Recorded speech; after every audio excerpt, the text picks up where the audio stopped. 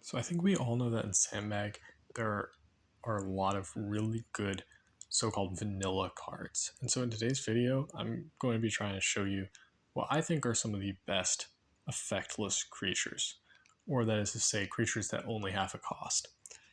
For the completely effectless creatures, I think the Lunamasican Zombie is probably the best one because with such little stats, attack I think is the most useful one. Having 2 attack can definitely go a long way, whereas I think that having 2 speed, if you're doing very low damage, doesn't matter that much. Having 2 defense often, I feel like, doesn't necessarily come up, although there are a lot of 1/1/1s that you can block, but I think that Lunamasican Zombie is probably the best stat-wise. Spiral Ghost is the only creature that has this cost so far, and so I'd say that I think Spiral Ghost is a really good creature, and basically removing a creature from your discard pile is like more or less not even a cost. Like they cost so little, and so I would definitely say that a 3/2/1 for such a low cost is huge. Really strong card.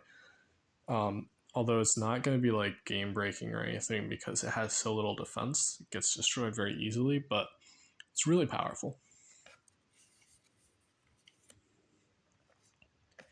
Lunamasican Evoker here is actually like an honorable mention for discarding a Sandbag to play this. I do think it's probably one of the most powerful cards that requires you to discard a Sandbag to play it because a 3/1/3 is amazing stats. 1 speed, I will probably say this in a lot of my videos that basically I don't think speed is the most valuable stat. Compared to attack and defense, it's not really that big.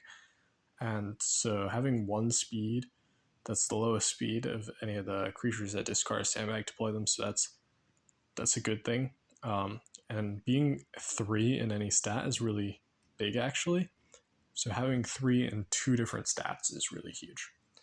But I honestly think that Sandbag Collector might be better because this card enables so many strategies. Like having 4/1/2 as stats it's basically like having an effect because 4/1/2 basically enables OTKs because you can play this, and when you discard like a Bro to Sandbag, this becomes a 5/2/3, which is just you're swinging for such big damage. If your opponent doesn't have the defensive creatures, this will just plow right through everything, and also there's like nothing that can survive an attack from this. So it's really good. And yeah, even if it's short-lived, it's going to give you tons of value. This is the only card that costs a Sandbag and a creature, but I will stand to this. I think this is honestly not just one of the best vanillas, but one of the best cards in the game because 3/2/4 is really good stats, and getting 4 defense for such a really cheap cost, honestly, is just huge. You basically are in such a good defensive position for so easily. And because you're only discarding 2 cards to play it from your hand, they're 2 cards that are a pretty common combination of cards. You can easily draw back for Ace Card Clause, and it has a defensive value to back that up, so it's really good.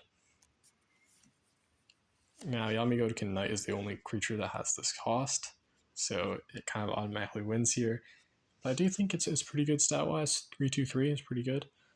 And if you're discarding a creature that had no cost at all, then that's definitely a good deal. Finally, I think that for discarding 2 creatures to play it, well, actually, this isn't finally, but I would say that Sandbag Mech is the best. Yamigotokin Archfiend has the same stats, so it's also the best. But 4/4/4 I think is really good compared to Lunamasican Mech is a 5/2/4, which I did say earlier that speed wasn't worth that much, but I think that having higher total stats is still worth it. And once you're at 4 attack, having 4 speed to back that up, I will admit is pretty huge because swinging for 4 damage is not an opportunity you get all the time. And then this is the only card with this cost, but I think that the discard 3 cards to play this cost is actually like a really great cost to be paying, because you can discard 3 sandbags, which is great, and you have a ton of versatility there, as well as just being able to very easily play this card. It can come out immediately, it can come out late game, and you're only discarding 3 cards. This is giving you ace card clause, then you're drawing back most of those cards anyway. And you have great stats. 5 attack is always really nice. 3 defense, sometimes this might actually survive a little bit. And 3 speed definitely can hit your opponent. 5 damage could win some games pretty easily. And then Revive Dragon, which is the only creature with the cost of discarding 2 creatures from your hand. I honestly did not think this card was very good at first, because discarding 2 creatures compared to... there are no vanillas that discard 2 sandbags, but there's the Ascendant Airship does discard 2 sandbags, which is a really good cost.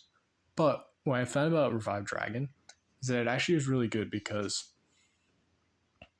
you very consistently will have creatures compared to sandbags. Sandbags are not as consistent to have, and so Revive Dragon can get out really quickly. It's very consistent, and you can build a low sandbag deck that runs Revive Dragons, so you don't have to run a ton of sandbags. And you can play a bunch of high cost creatures in the same deck as Revive Dragon, because it won't stack. Like, if I play Ascended Mech, Revive Dragon will get in the way of me playing Ascended Mech. I can just discard Ascended Mech to play Revive Dragon, meaning we don't have all sorts of like, I can't play this because all the cards in my hand are high cost. So yeah, that's it. Thanks for watching.